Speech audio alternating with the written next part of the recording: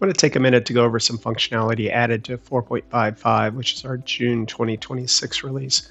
Specifically, this is for those folks that are running standard cost.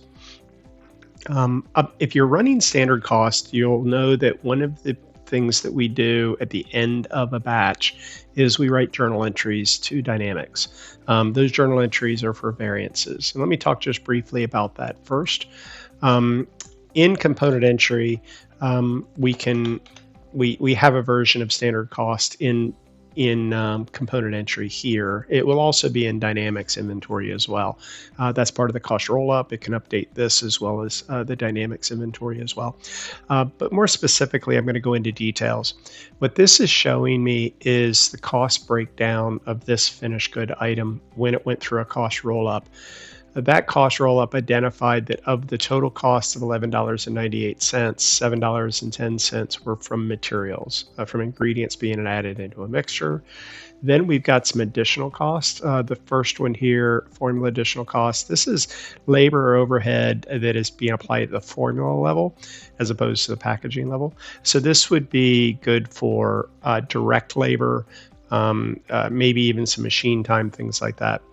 So you'll have a cost per unit, cost per pound produced or consumed, really, or hours into the process. That will be calculated here on a per unit basis. In other words, for every stocking unit of measure, there's 50 cents or 56 cents worth of cost of the $11.98. The next two are derived from this additional cost, so they're allocated automatically. You can set the percentage rates, but this is a function of the additional cost, this fixed overhead cost, this variable overhead cost. Then you get to material or bill of material costs, and these are packaging costs. This is the actual packaging, the lid, the label, the cap, whatever.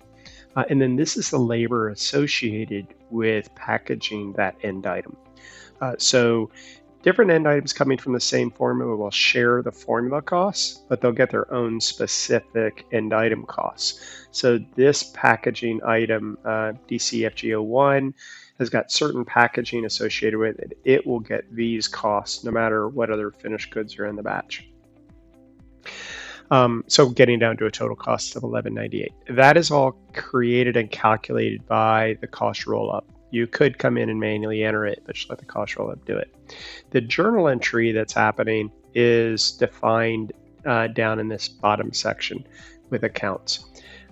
This is allows you to separate out your material variances from your labor overhead allocation variances from your packaging variances. So that's all been around for many, many years. This is what the system, how the system is calculating your standard cost. So what is new is what happens when we end a batch ticket, when we ops close a batch ticket. We moved the control of that from a text file, from a config file, to the user interface. And more specifically, I opened up my config file. This is at the workstation level. So on a workstation by workstation basis, we can control what happens when a batch closes. We have a value of a 0, 1, and 2. Those will become really obvious when we look at it in the user interface.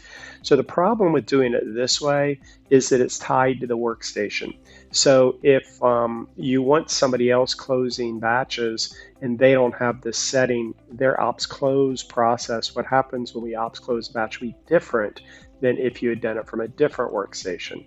So bringing it into the user interface is a really good idea, especially for those organizations that have got multiple people processing, or maybe even they change their processes.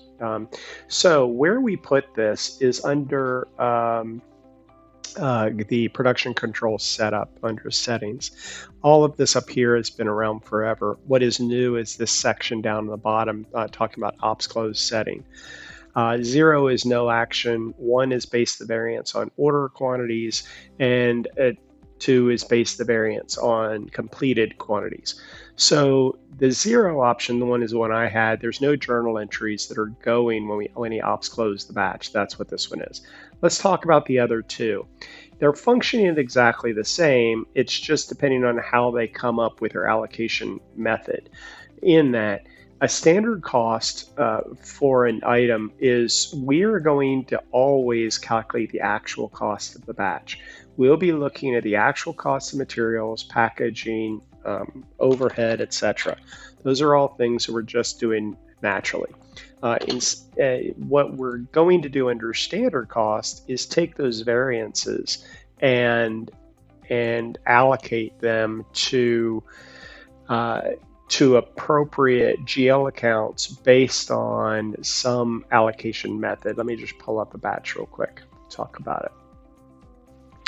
So if I've got a batch ticket, make sure I've got some costs out here. I've got some, that's good. So when I have a batch ticket, it's going to go and look at the actual cost. That's what you're seeing here. And I also wanted to take into consideration, I've got packaging, which I've got zeros at the moment. But these are the formula side, and this is the packaging side. And what it's doing is comparing the total cost of the materials compared to the standard cost of the materials we're supposed to be used. And that difference or that variance gets allocated to different finished goods. So let me build a scenario real quick. So if I'm making two different finished goods and they're expected to have an order quantity, let's say of 100 of this and 200 of this as an example, something like this. This line item will get 1/3 of the variance if it's based on quantity ordered, whereas this one would get 2/3 of the variance if it's based on quantity ordered. Now, and the difference, of course, is going to be materials, additional costs, packaging. All of this is going to be compared against the standard cost, and the variance will be sent to the GL accounts that we defined. So one way is based on the quantity ordered. The other way would be based on quantity completed. So in this case, this batch, if I only made 98 but I wanted 100, and this one made 202 but I actually only wanted 200, it would allocate those variances based on the actuals versus the ordered. That's the difference between those two. And there are going to be different use cases for each one of these. But you want to define whether you want those standard cost variances, which are split out across these different buckets. If you want them based on 1/3 would be here, or some number a little bit less than 1/3 there and a little bit more than 2/3 there, it would do the math and do that allocation for you. This concept has been around forever. The only difference in what we're offering here is where it is set up. So setup, application, production control setup is right here. This is 0, this is 1, this is 2. So if you've been running standard costs for a while, you know that when you load this version, you'll want to go through and set this ops close action to what it matches in your config file or what you want the system done.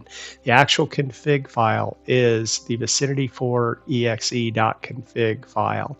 And specifically, it's that batch ops close setting. This is now obsolete. It is no longer being read from this config file. Instead, it's being read from the setup screen. Anyway, I hope that helps. It's really there for those standard cost users, trying to help give a little more flexibility for deployment of new workstations. We hope this helps, and we hope you have a great day. Thanks a lot.